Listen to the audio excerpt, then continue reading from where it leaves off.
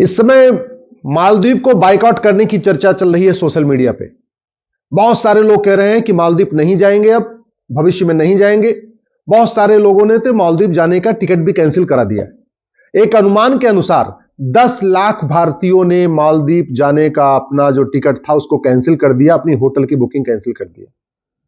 लेकिन मैं अभी देख रहा था बहुत सारे ऐसे लोग जो मालदीव जा चुके हैं, आज भी उनकी फोटो फेसबुक पे है, ट्विटर पे है, उनके इंस्टा पे है।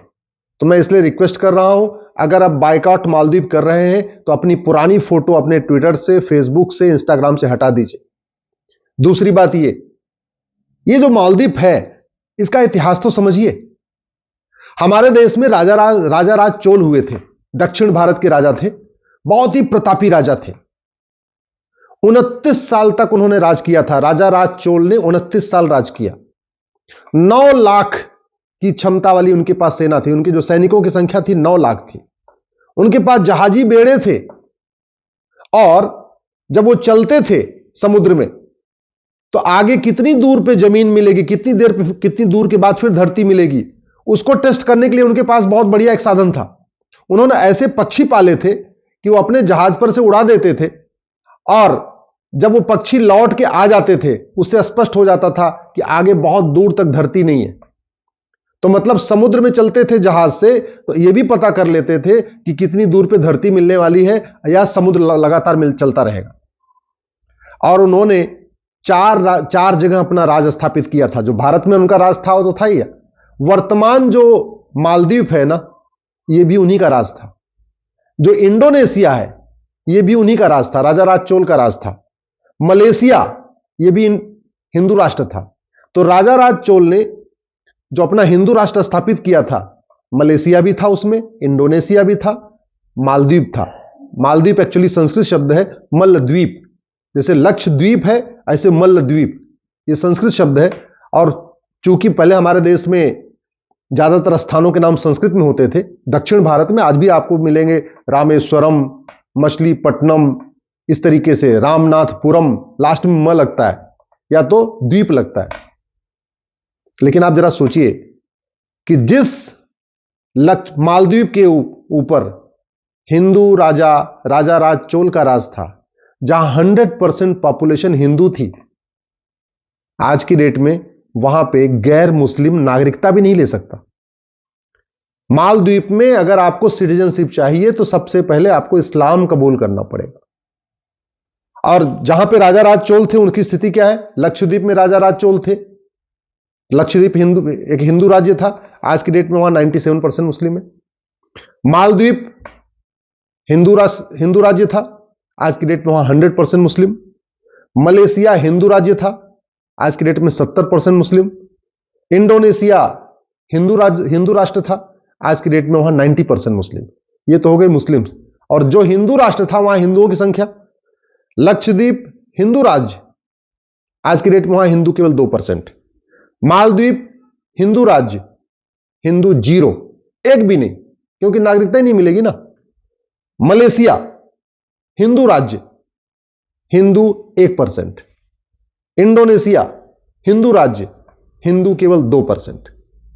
आप खुद सोच सकते हैं कि इतने जल्दी पूरी की पूरी डेमोग्राफी बदल चुकी है।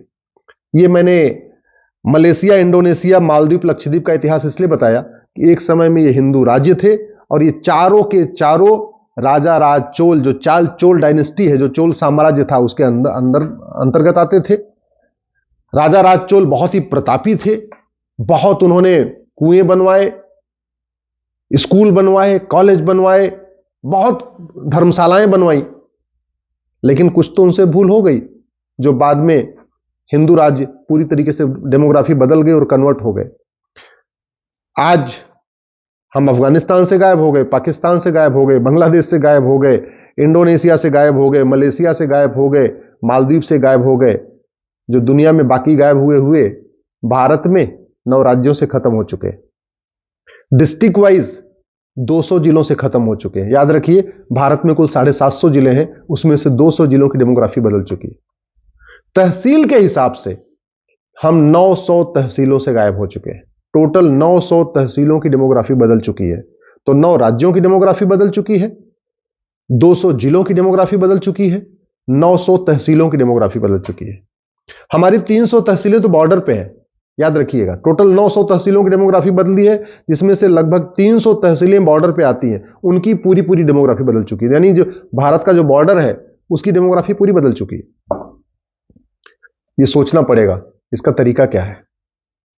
क्या गांधीवाद की बात करने से, अंबेडकरवाद की बात करने से, समाजवाद की बात करने से भारत की डेमोग्राफी बच पाएगी क्या?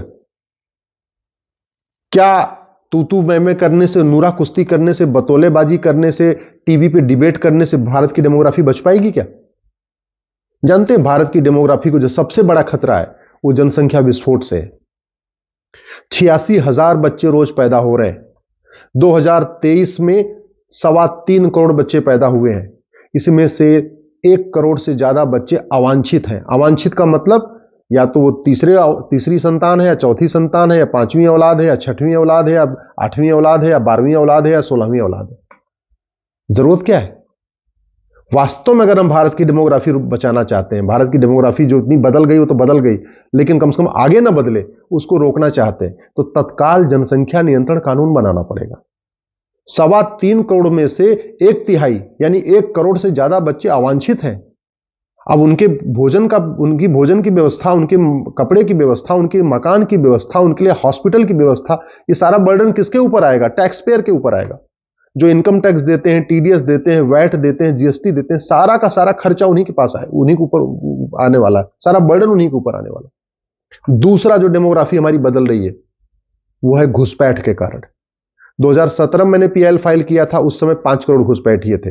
अभी 2024 में ये 5.5 करोड़ हो चुके हैं। ऑस्ट्रेलिया की जनसंख्या 2 करोड़ है और हमारे देश में 5.5 करोड़ घुसपैठिए रहते हैं, यानी लगभग ऑस्ट्रेलिया के 3 गुना भारत में घुसपैठिए रहते हैं। कनाडा की जनसंख्या 4 करोड़ है और भारत में 5.5 करोड़ घुसपैठिए रहते हैं। और ये क्यों रहते हैं? ये घुसपैठिए अमेरिका तो नहीं जाते, चीन तो नहीं जाते, बाकी छोड़ो, दुबई नहीं जाते घुसपैठिए, अरब नहीं जाते। ये घुसपैठिए भारत ही क्यों आते हैं? पाकिस्तान भी नहीं जाते, अफगानिस्तान नहीं जाते, लंका नहीं जाते, भूटान नहीं जाते, भारत ही क्यों आते हैं? केवल प्लान्ड वे में घुसपैठियों को यहां बसाया जा रहा है डेमोग्राफी बदलने के लिए। और घुसपैठिए इसलिए आ रहे हैं क्योंकि घुसपैठियों की 100% प्रॉपर्टी जब्त करने, घुसपैठियों की नागरिकता खत्म करने, घुसपैठियों को 10 से 20 साल सजा देने के लिए हमारे पास कानून नहीं है। जनसंख्या विस्फोट इसलिए हो रहा है क्योंकि जनसंख्या के नियंत्रण के लिए हमारे पास कठोर कानून नहीं है। एक कानून बन जाए कि जो 2 से ज्यादा बच्चा पैदा करेगा उसकी सिटीजनशिप भी खत्म होगी, 100% प्रॉपर्टी भी जब्त होगी, उसकी नागरिकता खत्म हो जाएगी, और हम चौथा 5वां बच्चा पैदा करेगा तो हम 10 साल के लिए जेल में डाल देंगे। मैं गारंटी के साथ कहता हूं जनसंख्या नियंत्रण हो जाएगा। तीसरा, जनसंख्या नियंत्रण कानून बनाना पड़ेगा, घुसपैठ नियंत्रण कानून बनाना पड़ेगा। और तीसरा जो डेमोग्राफी बदल रही है वो धर्मांतरण के कारण। पूरा नॉर्थ ईस्ट बदल चुका है, पंजाब बहुत तेजी के साथ बदल रहा है, उत्तर प्रदेश, बिहार, मध्य प्रदेश के आदिवासी एरिया में पूरा कन्वर्ट हो चुका है। लोगों को पता नहीं है, वो तो रिजर्वेशन के फायदे के कारण लोग बता नहीं रहे हैं या और चीजों के कारण बता नहीं रहे, अंदर अंदर सब कन्वर्ट हो चुके हैं। और ये इसलिए हो रहा है क्योंकि हमारे पास धर्मांतरण नियंत्रण के लिए कठोर कानून नहीं है। एक कानून बनाइए कि जो आदमी हिंदुओं को धर्मांतरित करेगा उसके ऊपर एनएसए लगेगा, यूएपीए लगेगा, गैंगस्टर एक्ट लगेगा, वेजिंग वॉर की धारा लगेगी, 100% प्रॉपर्टी जब्त करेंगे और उसको आजीवन कारावास या फांसी देंगे। कल से ही धर्मांतरण रुक जाएगा, मैं गारंटी के साथ कहता हूं। सठे साठ्यम समाचरित भय बिन होए न प्रीत। कानून जितना कठोर होगा, दंड की व्यवस्था जितनी कठोर होगी, उतना तेजी के साथ धर्मांतरण रुकेगा, घुसपैठ रुकेगी, जनसंख्या विस्फोट रुकेगा। नहीं तो आज बाइकआउट मालदीव कर रहे हैं, कल को बाइकआउट कश्मीर करना पड़ेगा, परसों बाइकआउट केरल करना पड़ेगा, नरसों बाइकआउट गोवा करना पड़ेगा। भारत के 9 राज्यों में तो खत्म हो ही चुके हैं ना, 200 जिलों में तो खत्म हो ही चुके हैं, 900 तहसीलों में तो खत्म हो ही चुके हैं। कब तक बाइकआउट कर रहेंगे? इसलिए मैं आपसे हाथ जोड़ के निवेदन कर रहा हूं, दल गुलामी छोड़िए, पार्टियों की गुलामी छोड़िए। ये आज के नेता 25 साल के बाद आपके बच्चों को बचाने नहीं आएंगे, लेकिन आज का कठोर कानून 25 साल नहीं, अगले 200 साल तक आपके परिवार को बचाएगा, आपकी संस्कृति को बचाएगा, आपके धर्म को बचाएगा। इसलिए जनसंख्या नियंत्रण कानून, धर्मांतरण नियंत्रण कानून, घुसपैठ नियंत्रण कानून की मांग करिए, समान शिक्षा और समान नागरिक संहिता लागू करने की मांग करिए।